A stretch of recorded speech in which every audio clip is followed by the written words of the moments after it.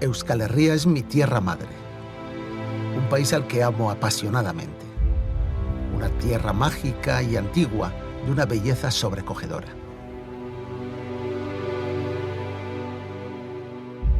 Nos gusta pensar que nuestra historia como pueblo es un misterio único e indescifrable, una historia romántica envuelta en viejas creencias, sin nombres ni fechas precisas. Pero eso no es historia. Esa es la mitología de un pueblo. He dedicado casi toda mi vida al estudio de Euskal Herria y a la investigación de su historia y su cultura.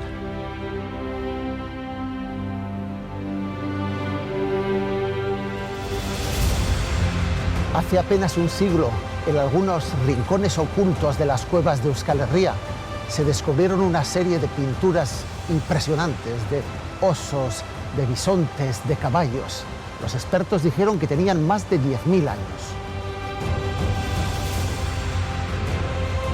Hoy las antiguas cuevas vascas están volviendo a ser visitadas por una nueva generación de jóvenes científicos.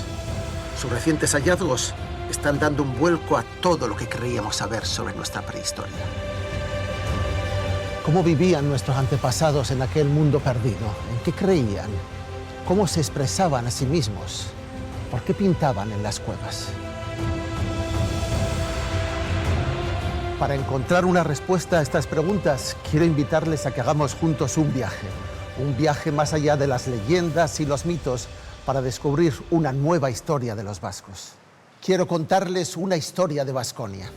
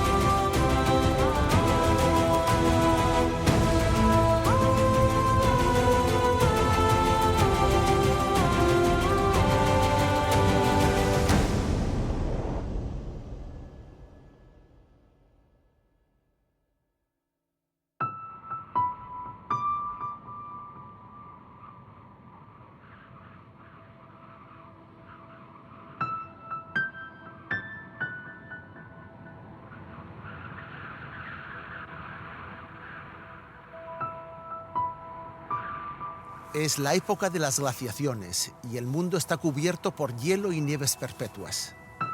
Las temperaturas son difícilmente soportables, pero el ser humano del que todos procedemos, el Homo sapiens sapiens, llega a estas regiones, a un territorio entre Asturias y el norte de la Dordoña, buscando un refugio seguro.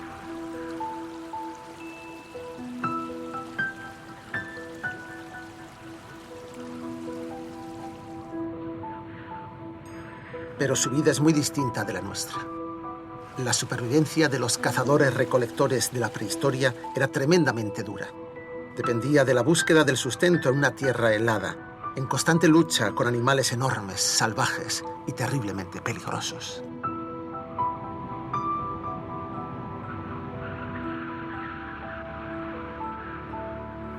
Este mal tiempo duró casi 30.000 años. Nuestros antepasados de las cavernas vivieron en condiciones de clima muy similares a las que hoy se viven en Alaska o en Laponia.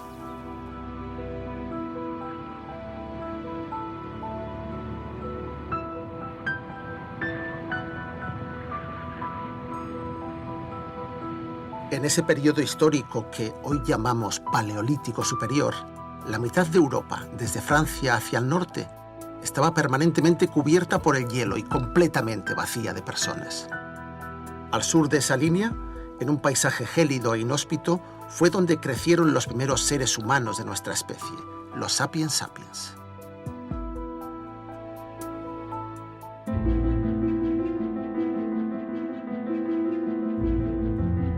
Los primeros grupos de cazadores de nuestra raza llegaron a este rincón de Europa hace 40.000 años y se quedaron para siempre. Además de que el clima era más soportable y abundaban las manadas de herbívoros fáciles de cazar, Es probable que varias familias de cazadores se instalaran en el territorio actual de Euskal Herria, porque aquí había muchas cuevas en las que podían refugiarse. Cuanto más conocemos sobre los grupos humanos de nuestra prehistoria, más les admiramos y más se acortan las distancias mentales que nos separan de ellos.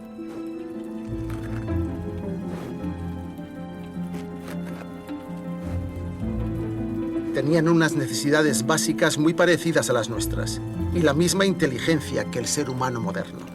Solo sus recursos materiales y su tecnología eran más primitivos, pero eran perfectamente válidos para lo que se requería. Solo en las últimas décadas los expertos han empezado a comprender para qué se utilizaban algunos de los miles de objetos y herramientas de piedra, de cuerno o de hueso que se descubren en las cuevas. A primera vista parecen rudimentarias, pero están hechas con un cuidado exquisito en todos los detalles y tienen funciones muy especializadas.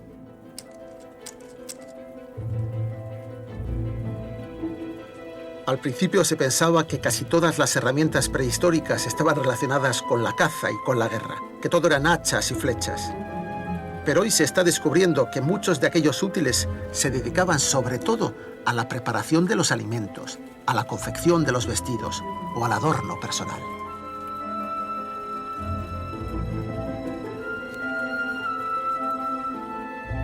No sabemos nada de cómo era el reparto de funciones entre mujeres y hombres, pero probablemente habrá que afinar mucho más las investigaciones para saber quién hacía cada tipo de tarea en la prehistoria.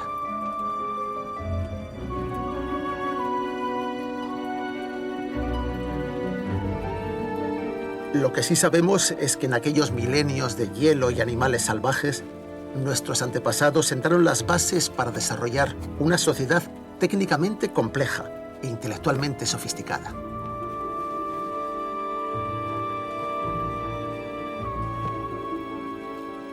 Fue precisamente entonces, en aquella época tan dura y aparentemente bárbara, cuando nuestros antepasados inventaron el arte.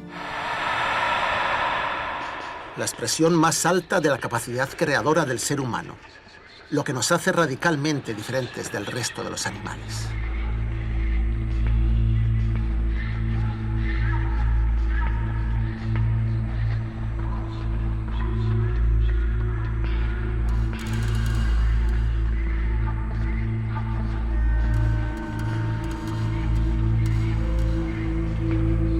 Hacía mucho frío y nuestros antepasados del periodo entre hace 40.000 y 12.000 años tuvieron que buscar refugio en cuevas como estas.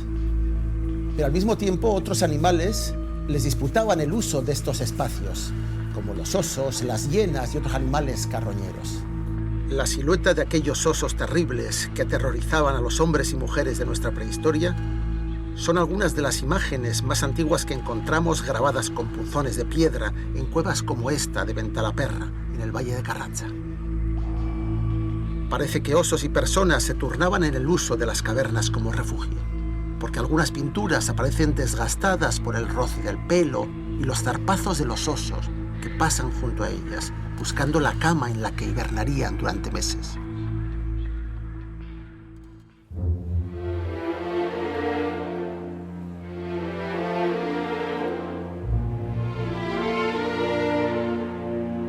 El ser humano moderno es la única especie conocida con capacidades sociales y neurobiológicas que le permiten crear símbolos dotados de significado. Eso es el arte. Lo que está en plena discusión en la actualidad es desde cuándo somos capaces de expresarnos a través de los símbolos. ¿Es una capacidad universal de todos los seres humanos desde su origen? ¿O es un comportamiento aprendido y desarrollado solo en algunos lugares y por algunos grupos concretos?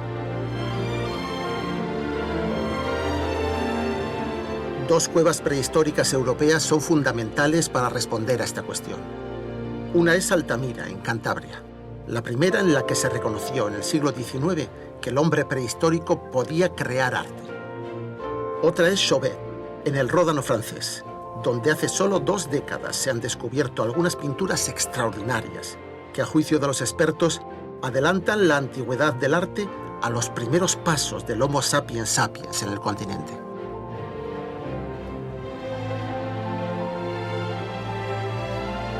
El descubrimiento de las pinturas de Altamira se produjo en 1868, pero los científicos tardaron más de 30 años en aceptar que eran auténticas. Los colores eran tan frescos, las líneas eran tan naturales, las formas tan perfectas, el tamaño era tan impresionante que parecía imposible que hubieran sido hechas hace miles de años. Además, como la técnica de ejecución de las pinturas era excelente, se pensó que solo podían pertenecer al momento más avanzado y evolucionado de la prehistoria, a la fase más reciente. Es la época que los prehistoriadores llaman magdaleniense, hace unos 14.000 años. Lo que todavía no saben los miles de visitantes que acuden a ver el Museo de Altamira es que los científicos siguen investigando en la cueva original y que recientemente creen haber encontrado pruebas de que el comienzo de la creación de símbolos artísticos en este lugar es mucho más antiguo de lo que se pensaba hasta hoy. Miles de años antes de estos magníficos bisontes ya había pintores en Altamira.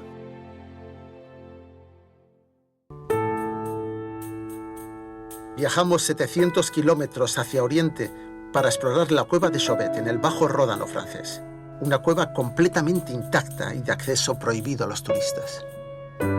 Chauvet ha sido el mejor y más sorprendente regalo de la prehistoria mundial de fines del siglo XX. Y su descubrimiento fortuito, en 1994, está cambiando por completo nuestra forma de entender el origen del arte y el pensamiento simbólico del ser humano. Se nos corta la respiración al penetrar en este espacio mágico y ver de cerca el choque frontal de los rinocerontes, o las manadas de caballos, de huros, de leones que parecen recién hechos, como si la persona que los pintó acabara de salir solo unos minutos antes de la cueva. Estas son las pinturas prehistóricas mejor conservadas del mundo, y además están entre las más antiguas. Fueron hechas hace unos 32.000 años, según el arqueólogo Jean Clotet, que las ha fechado no por comparación de estilos artísticos, sino mediante el análisis de los isótopos radioactivos del hollín de las antorchas y del carbón vegetal utilizado en los pigmentos.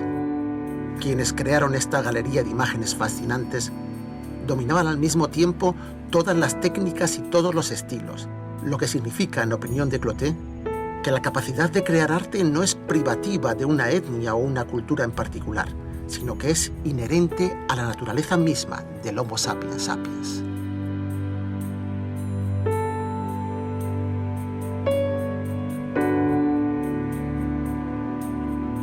Nadie podrá visitar nunca esta sala donde se encontró esta enorme cabeza de oso cavernario, depositada sobre un altar de piedra en un ritual mágico desconocido de las edades oscuras. El rito del oso. En todo el hemisferio norte, y desde luego en toda Europa, durante el periodo glacial, el oso fue el depredador más importante entre los animales.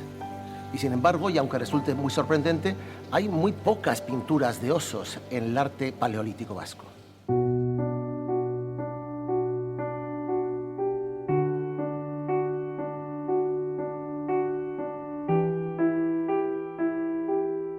La Euskal Herria Atlántica forma parte de esa región privilegiada del planeta en la que encontraron refugio los seres humanos y los bellos animales de la prehistoria. Es también una región en la que la relación mágica entre los hombres y algunos animales se expresó de forma artística en el interior de las cuevas, desde épocas antiquísimas. La teoría moderna de interpretación del arte prehistórico, con la cual se estudia hoy en casi todas las universidades del mundo, la elaboró a fines de los años 60 el doctor André Leroi-Gourhan, que conocía bien las cuevas de Baskonia. Fue él quien estableció una cronología del arte paleolítico de Europa occidental, ordenada en estilos que evolucionaban linealmente, desde lo más simple y más antiguo hasta lo más complejo técnicamente y en consecuencia más moderno. Parecía una explicación lógica y era fácil de entender. Según Leroi-Gourhan, en una primera fase, hace 30.000 años, los artistas empezaron a hacer grabados de líneas incisas. En una segunda fase, 10.000 años más tarde, y dado lo trabajoso que era incidir en la piedra, acometieron el dibujo lineal pintando con carbones, con ocres, con hematites, con piedras de hierro, logrando con ello un trazo mucho más flexible, más creativo, que podía diferenciar las densidades. Y posteriormente comenzaron a trabajar con las masas de color internas, que van marcando las zonas de luz y sombra, las texturas, el pelaje de los animales pintados. Esto ocurrió solamente hace 12.000 o 14.000 años y poco más.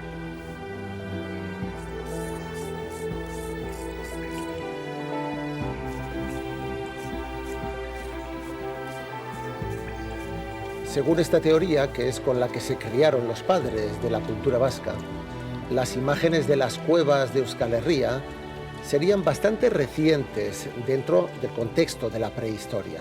Son las imágenes de las cuevas de Santimamiñe, de Istúriz, de Cain, de Alcherri. Existen, sin embargo, otras teorías más recientes, y son estas las que vamos a conocer.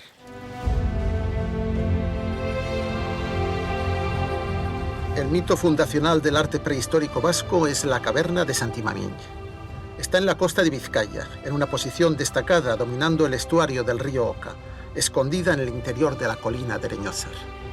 En el flanco sur, a media altura de la montaña, casi invisible en medio de un denso bosque de encinas, se abre la boca de esta cueva.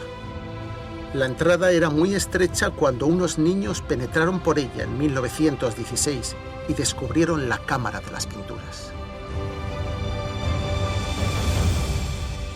2 años después, para estudiar Santimamiñe, se creó el primer equipo de investigadores de la prehistoria vasca, formado por Telesforo de Aranzadi, José Miguel de Barandiarán y Enrique Eguren.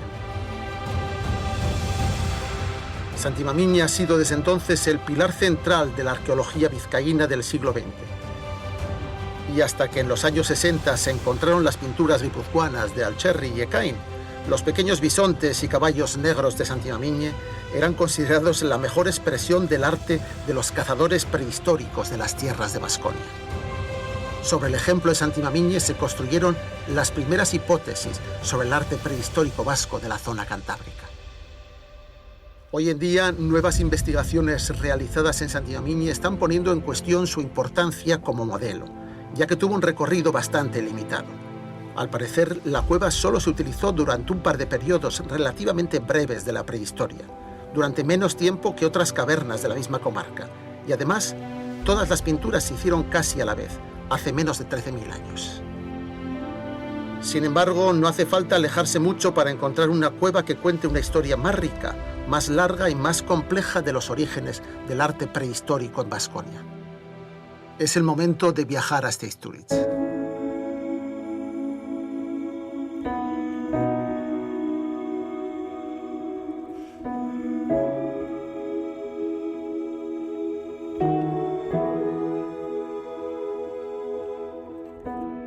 En la Baja Navarra, en el valle de Arberúa, se encuentra la colina de Gastelu. Este valle es un refugio perfecto, un espacio extraordinario, en el que han vivido distintas especies de grupos de seres humanos desde hace 150.000 años. Este lugar era un gran pastizal en el que venían a comer los herbívoros prehistóricos, y las cuevas que perforan la colina de Gastelu, las cavernas de Istúriz y Otsozelaya, daban calor y protección a los hombres primitivos.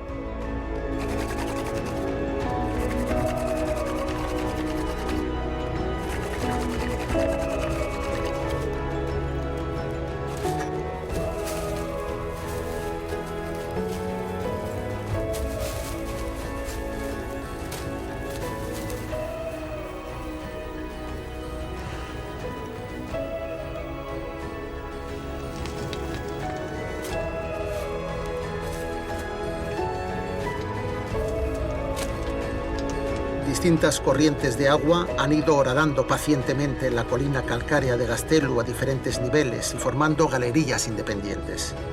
A la más profunda de ellas, la de Arberúa, que hoy está inundada por un río subterráneo activo, solo se puede acceder con técnicas de espeleobuceo.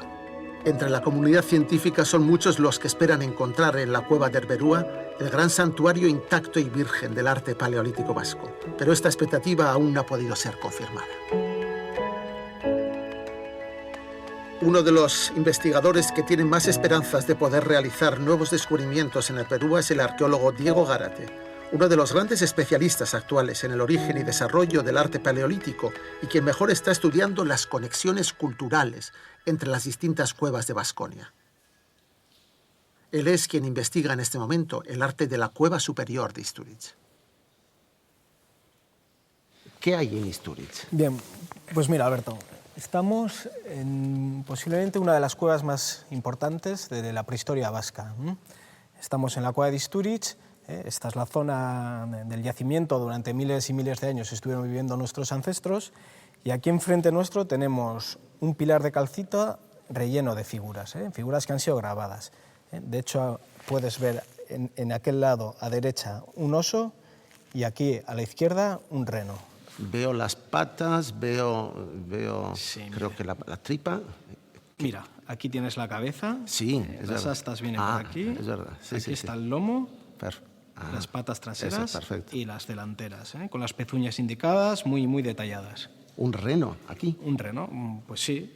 ¿Dónde situarías tú los renos hoy en día? Los que yo he visto en Alaska, en Terranova y en Finlandia.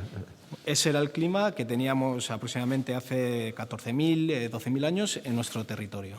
Y por lo tanto, las cuevas era un buen lugar donde refugiarse y hacer la vida, ¿no? Hacer la vida y hacer algo más, porque eso es arte. Exacto, eso claramente, eso cualquier persona que lo vea lo puede identificar como arte. ¿Y desde cuándo hacemos arte los seres humanos? Bien, bueno, eso es una de las grandes preguntas que nos hacemos los arqueólogos. Fundamentalmente hay dos teorías. Hay una serie de investigadores que piensan que aproximadamente hace unos 40.000 años hubo una especie de revolución en nuestra conducta que dio lugar a este arte. Mental, eso es, una revolución mental que dio lugar a una explosión artística, podemos decir. Otros autores tienen otra idea muy distinta. Estos autores lo que dicen es que el arte va surgiendo, digamos, poco a poco, como el aprendizaje de un niño que empieza a hacer dibujos abstractos con líneas torpes sí. Y que progresivamente pues crea unas figuras cada vez más perfectas desde nuestro punto de vista. ¿Y en cuánto tiempo se produce esa evolución, según ellos? Esto sería algo que se da durante miles y miles de años, desde hace aproximadamente 200.000 años hasta hace unos 14.000, que es el momento, digamos, de esplendor del arte paleolítico.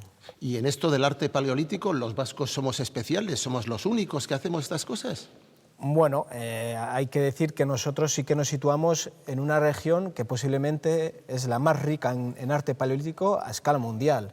Eso es así. De todas maneras, nosotros somos, digamos, los vecinos pobres.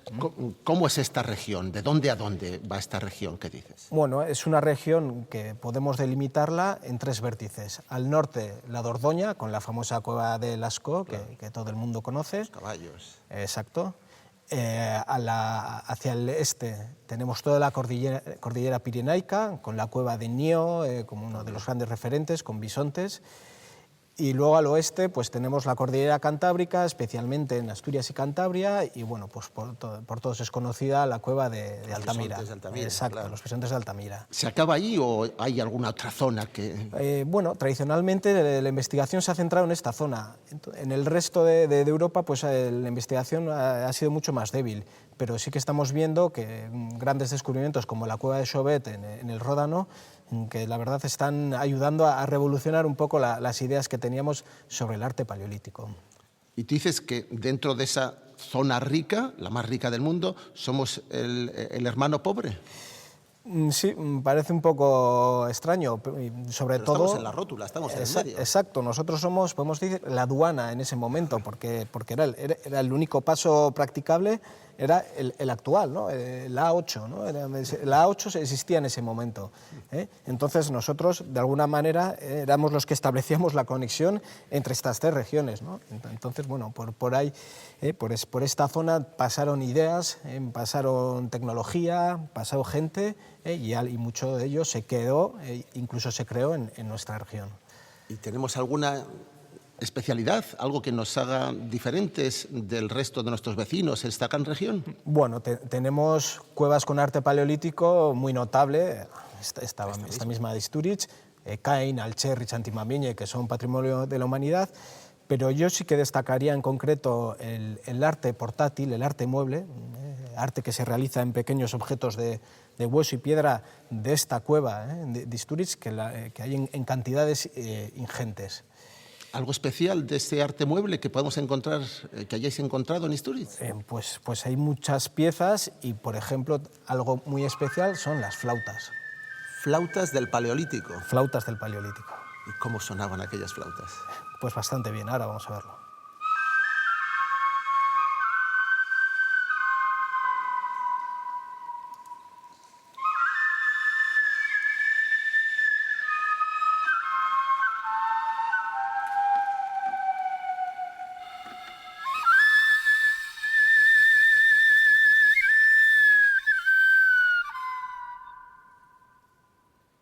El suberotarra Michel Echecopart ha creado una réplica exacta de las flautas prehistóricas encontradas en Istúriz, realizadas con los huesos largos de las patas de buitres y quebrantahuesos del Pirineo. Michel crea armonías musicales que se inspiran en el silbido del viento en las gargantas de Suberoa, en el vuelo de las aves o el goteo del agua de las estalactitas en las cuevas, y probablemente acierta al intentar recrear un puente sonoro entre los flautistas de la prehistoria vasca y nosotros mismos. La música es solo uno más de los lenguajes artísticos y simbólicos del ser humano. Pero dicen los expertos que es el lenguaje más abstracto de todas las artes, porque no se basa solo en la imitación de la realidad y la naturaleza. Es sobre todo una creación intelectual. Los expertos tampoco excluyen que estas flautas prehistóricas pudieran tener un uso ritual e incluso medicinal. En los últimos años, nuestra visión sobre el origen, el significado y las distintas formas del arte se está ampliando.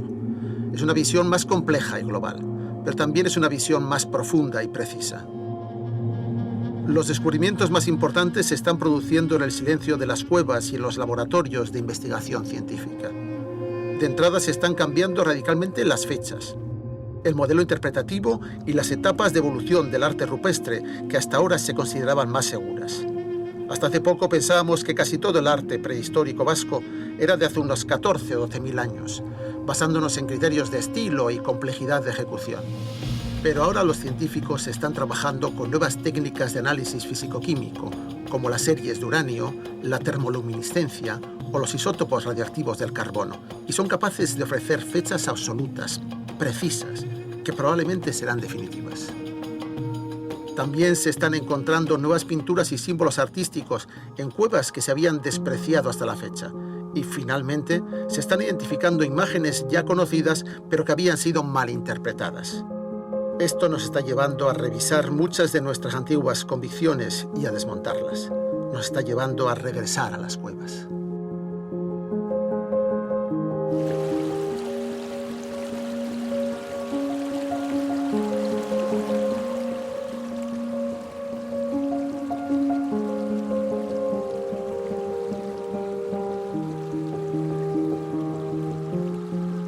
En los últimos años nos estamos dando cuenta de que el arte, en cualquiera de sus manifestaciones, es parte consustancial de nuestra identidad genético-cultural como seres humanos, desde los primeros pasos de nuestra especie en la Tierra.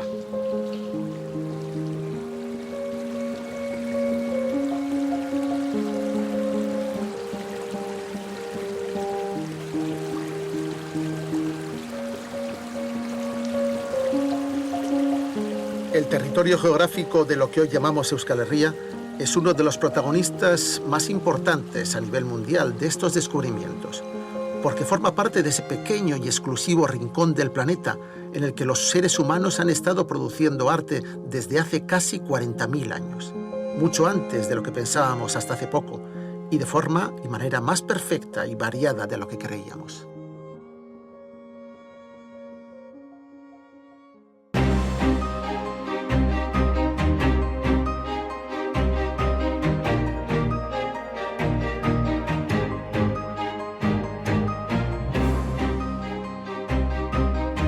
Una de las cuevas vascas en las que se están poniendo a prueba las nuevas técnicas de análisis y modelos de interpretación del arte prehistórico es en Altxerri, en Haya.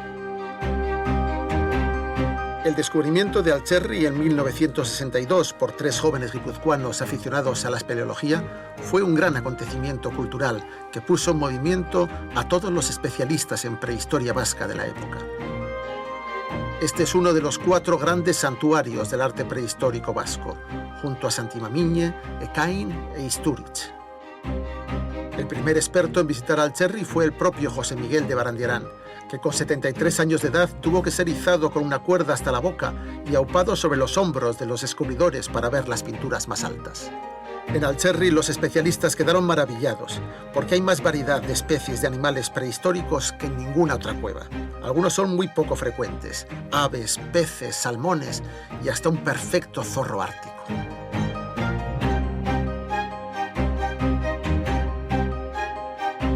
A pesar de esta variedad de especies, Alcherri es una cueva en la que el animal más querido y más frecuente es el bisonte. Cuesta trabajo imaginar que aquí, en la orilla del río Oria, como en todo el actual territorio de Euskal Herria, pastaban grandes manadas de bisontes hace miles de años.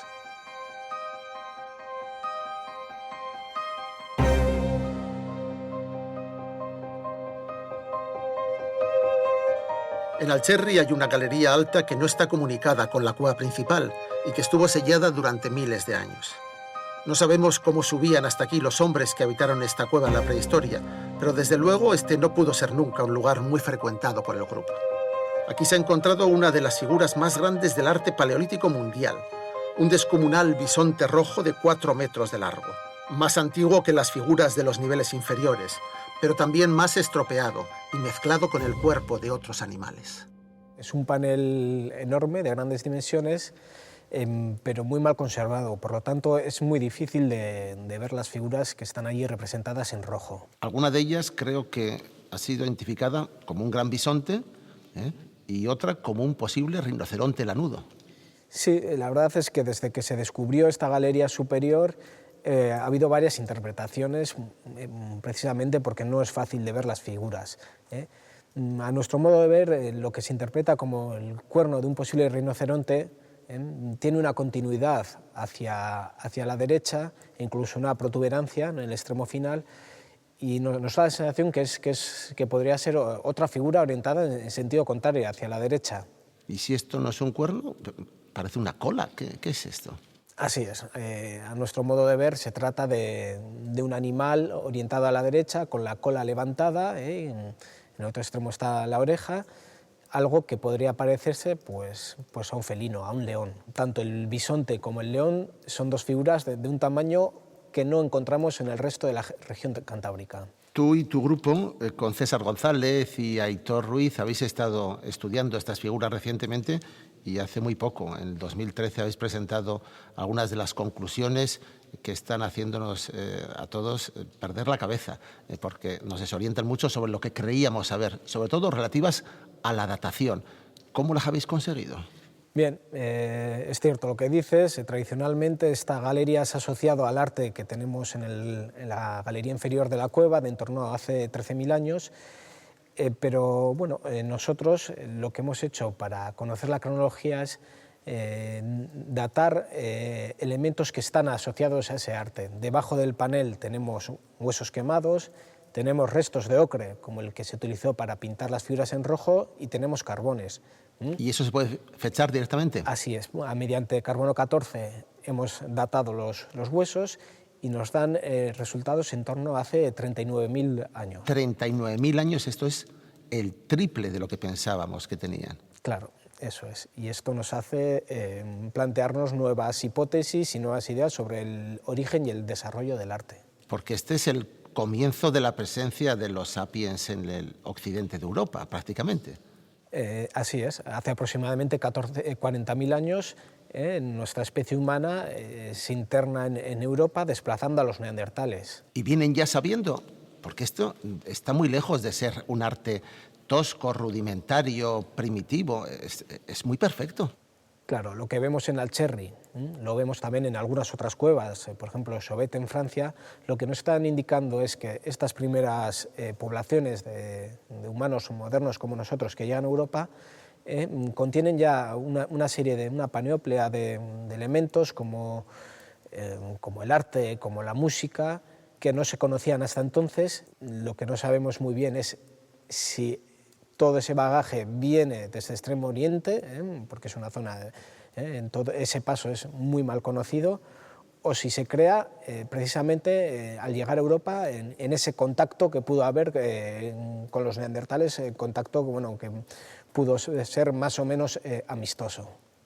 ¿De qué recursos disponen para crear estas figuras? Desde un inicio, los recursos artísticos y técnicos están plenamente desarrollados. Por lo tanto, nos da la sensación que el arte no va evolucionando de formas torpes y simples en un inicio hacia formas más perfectas, según nuestro modo de ver, sino que simplemente lo que sucede es diferentes combinaciones de estos recursos, como se da a lo largo de toda la historia del arte.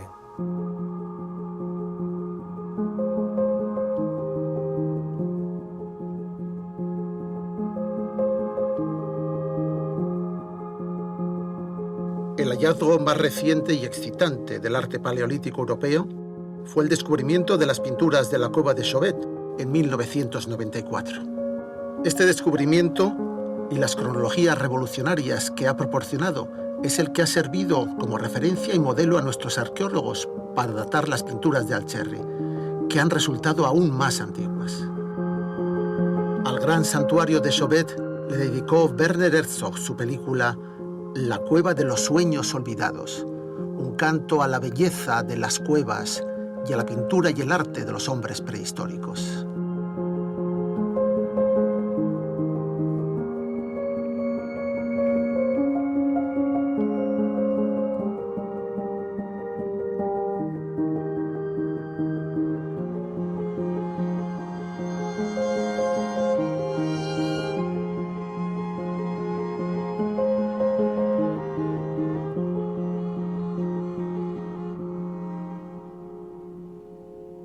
El Pirineo y las sierras costeras del Cantábrico vasco son un territorio abundante en cuevas naturales formadas a partir de antiguos ríos subterráneos.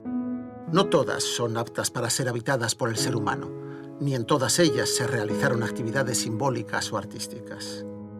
Desde que se identificaron los primeros hallazgos hace un siglo y medio hasta hoy, no han dejado de producirse nuevos descubrimientos y la lista aumenta todos los años. Sabemos que las pinturas rupestres fueron relativamente abundantes en las cuevas de Baskonia y cada vez somos más conscientes de su extraordinaria antigüedad. Pero a pesar de todo, su significado simbólico y cultural sigue siendo un misterio. Un lugar donde se están buscando respuestas a este enigma es en la cueva de Caín, en Cestoa. Caín fue descubierta en 1969, o sea que es la más reciente del póker de ases de las catedrales del arte rupestre vasco. Lo que más caracteriza a la cueva de Caín es la abundancia y belleza de sus pinturas de caballos. Si en Alcherri, en la ribera del Oria, parece que estaban fascinados por los bisontes, no sería exagerado suponer que este rincón del Valle del Urola muy bien podría llamarse el Valle de los Caballos. Estos herbívoros primitivos, los caballos salvajes, los pochocas, son prácticamente los únicos animales del tiempo de las cavernas que han sobrevivido entre nosotros, aunque sin duda muy evolucionados. Con excepción del ciervo, todos los demás animales que podemos ver representados en las cuevas vascas de la prehistoria, el reno, el rinoceronte, el oso, el mamut, todos han desaparecido de nuestro entorno o se han extinguido como especie. Pero los caballos no. Ellos nos acompañan desde entonces.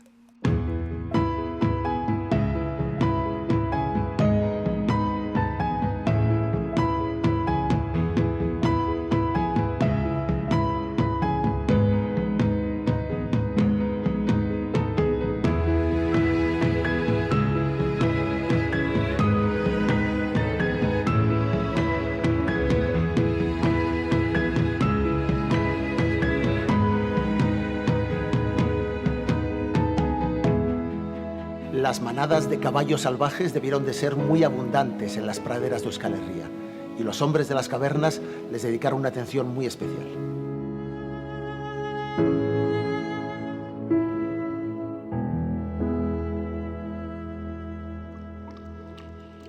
Esta pared pintada de la cueva de Caín ha sido calificada como el más bello panel de caballos de Europa. Entra dentro de lo posible que esta sinfonía artística dedicada a los caballos esté relacionada con la presencia de esta extraña piedra. Es una roca natural que, dependiendo de cómo le dé la luz y con un poco de imaginación, podría recordar a la cabeza de un caballo descomunal. Esta curiosa roca, con forma de cabeza de caballo, ha dado lugar a una interpretación muy interesante. Es posible que fuese el descubrimiento de esta roca natural, con esta extraña forma, la que motivase a los habitantes de las cuevas a pintar aquí dentro las primeras imágenes de caballos. Imaginemos lo que pudieron sentir al entrar por primera vez en la cueva con una antorcha y ver la estatua de un caballo gigante de piedra que ya estaba allí antes de que ellos hicieran nada. Tal vez supusieron que en la cueva habitaba el espíritu poderoso de un gran caballo y se identificaron con él o se sintieron protegidos por su fuerza. Era el Cain la cueva del gran tótem del caballo, que ya estaba esculpido en la piedra natural, y los hombres prehistóricos se dedicaron a pintarlo ritualmente en las paredes? Resulta al menos una hipótesis sugestiva, aunque nunca podremos llegar a saberlo con certeza. Ciertamente, el animal más frecuentemente representado en las cuevas vascas es el caballo, y eso, según las hipótesis clásicas, podría interpretarse de dos maneras. Hay una hipótesis que plantea que estas cavernas en las que aparecen tantos caballos fueron santuarios de culto religioso, un culto dedicado a una religión del caballo. La hipótesis de la magia simpática ha estado muy de moda entre algunos antropólogos hasta hace poco tiempo. Se suponía que los cazadores prehistóricos que vivían en cuevas como la de Cain pintaban la silueta de un caballo en la pared y después le lanzaban flechas y lanzas en un intento de propiciar la batida de caza que iba a tener lugar a continuación. Y como algunas de las pinturas mostraban ocasionalmente a animales heridos, hubo quien pensó que eso probaba que estaban cazándolos imaginariamente, o incluso que se estaban utilizando estas pinturas pedagógicamente para enseñar a los jóvenes a dónde tenían que apuntar o cómo debían herirlos con sus flechas.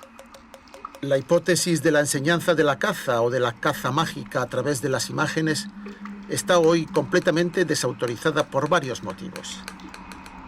Se ha podido comprobar que en las zonas de las cuevas donde se han descubierto pinturas nadie vivía ni dormía, ni había signos de habitabilidad. Es posible que quien realizara esos dibujos llevara en alguna ocasión a otra persona para mostrárselos, pero en general están pintados en sitios apartados, oscuros y muy inaccesibles y secretos. Las imágenes del arte rupestre no estaban hechas para ser expuestas como si se tratara de una galería de cuadros o una pizarra. Estas pinturas estaban hechas para ser ocultadas, no para ser enseñadas. El clan, el grupo que vivía en la cueva, no veía nunca estas formas de arte. No formaban parte de su vida cotidiana, no eran su decoración doméstica. Al contrario, este era un arte ritual secreto y se necesitaba ser iniciado por alguien para acceder a ellas.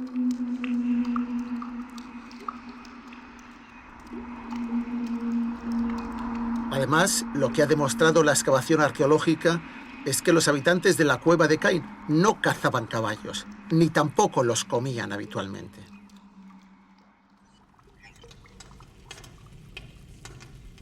En su menú preferían sobre todo el asado de cabra y en menor medida el ciervo joven y el rebeco, que son carnes deliciosas, mucho más tiernas y sabrosas que las duras carnes del caballo salvaje.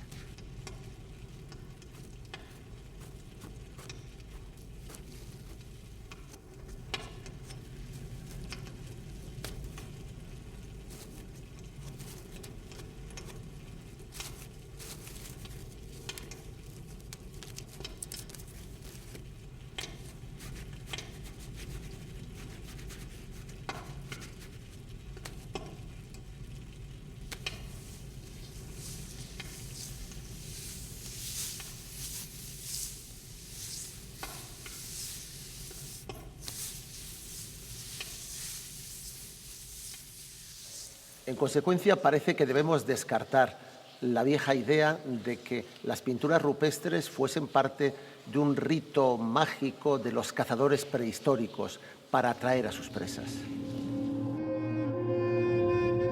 Por el contrario, las interpretaciones actuales que reúnen más apoyos entre los expertos sugieren que las cámaras en las que se hacían las pinturas rupestres eran espacios rituales y que el propio acto de pintar era algún tipo de rito dirigido o realizado por un chamán.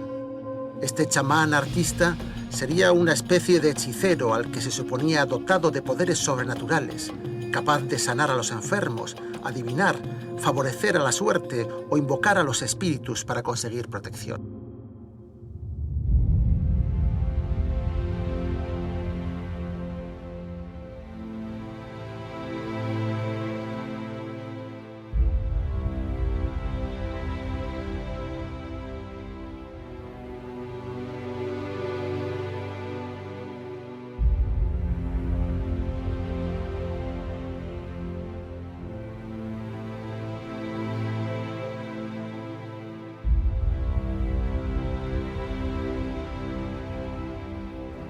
Hay una cueva vasca muy singular, la de Praileaitz, en Deva, en la que los arqueólogos creen haber descubierto el escenario prácticamente intacto de la actividad ritual de uno de aquellos chamanes prehistóricos.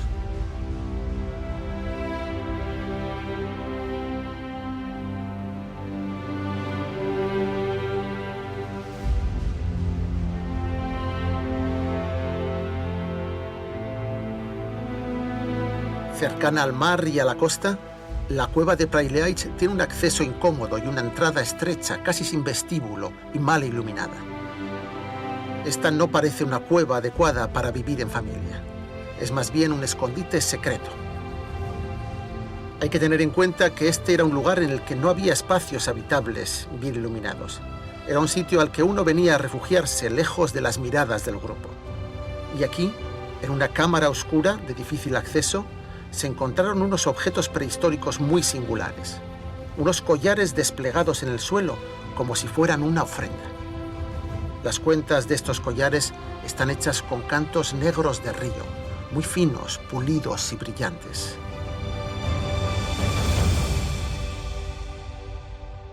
Xavier Peñalver, el arqueólogo que lo descubrió en 2006, afirma que Praileaitz debía de ser un espacio ritual, y sugiere que algunos de estos colgantes pueden ser figuras femeninas muy estilizadas.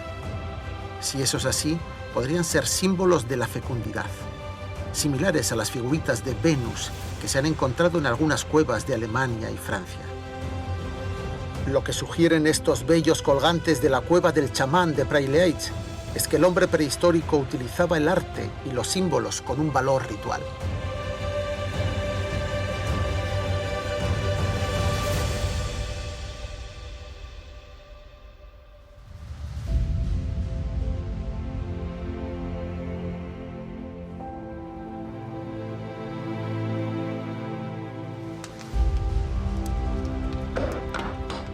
Seguramente el hombre prehistórico no lo consideraba así, pero para muchos investigadores actuales las propias herramientas de sílex de la prehistoria, las puntas de flecha, las hojas, las raederas, los buriles, eran en sí mismos auténticas obras de arte, con valores estéticos evidentes, más allá de los puramente funcionales.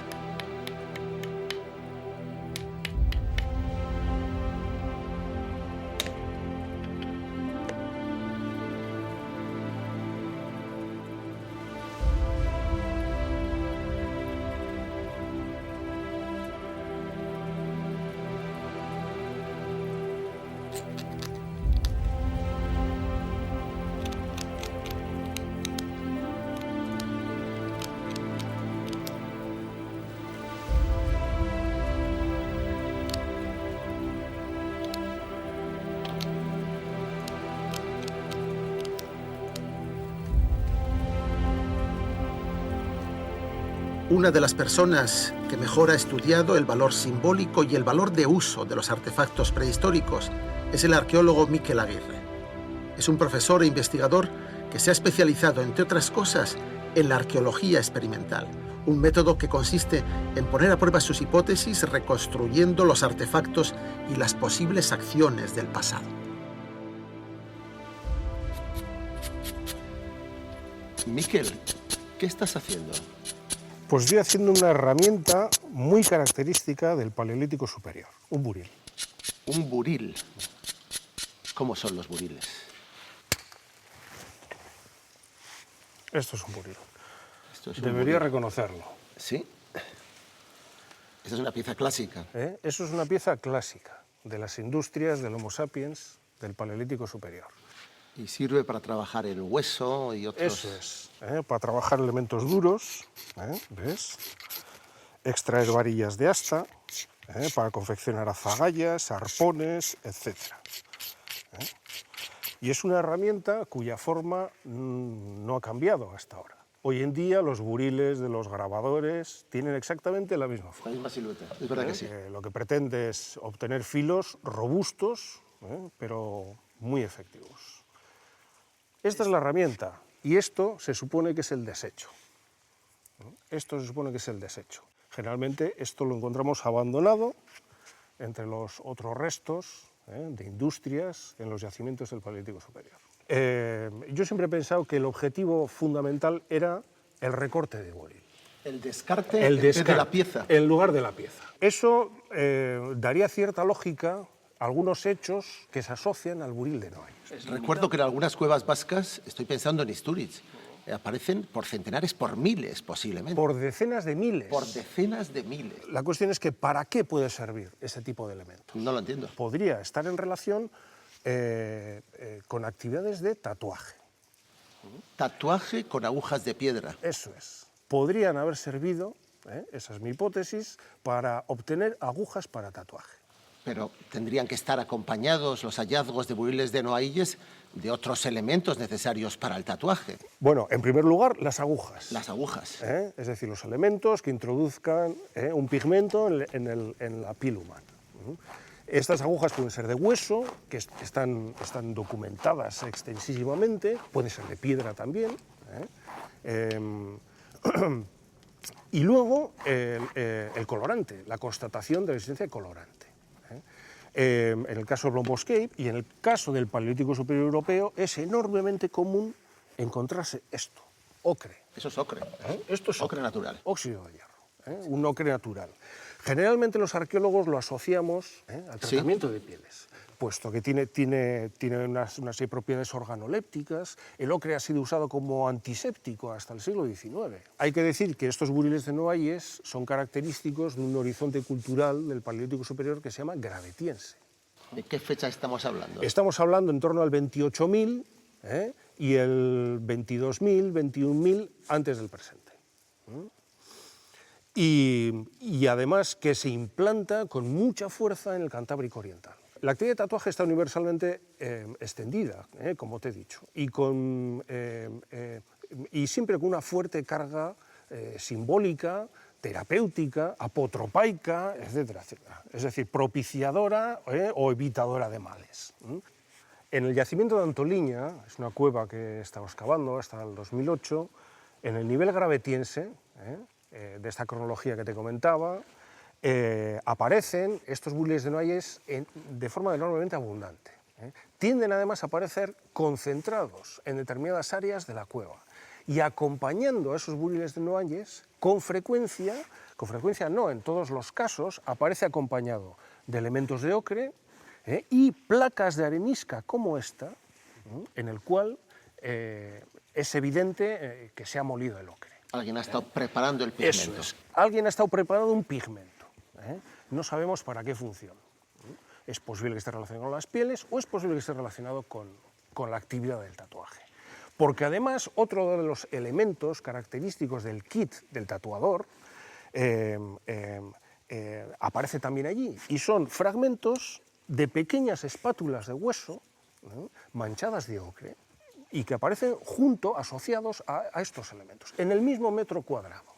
Estás diciendo, Miquel, que hubo una civilización, una cultura de hombres y mujeres tatuados en el Cantábrico, de la cual serían parte los territorios actuales de Euskal Herria, en la que la práctica del tatuaje estuvo no solo muy extendida, sino que fue casi un rasgo identificador cultural de esos cuerpos.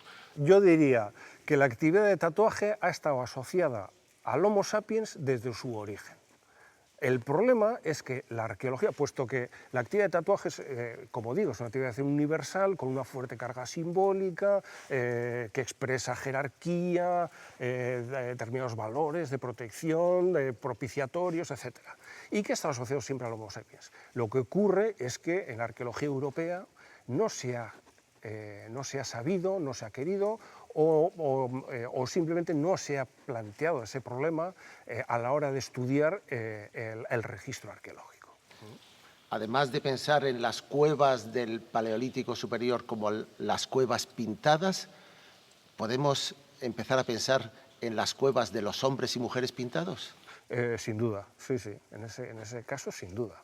Y además hay que decir que esa actividad simbólica plasmada en las cuevas con arte parietal no estaría necesariamente desligada de la creación de imágenes o símbolos sobre los cuerpos.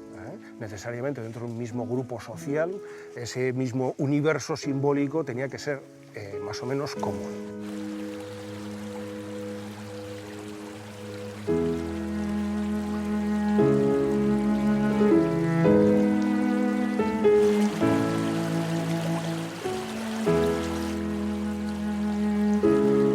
El debate sobre nuestra lejana prehistoria es un debate extraordinariamente vivo y más actual que nunca.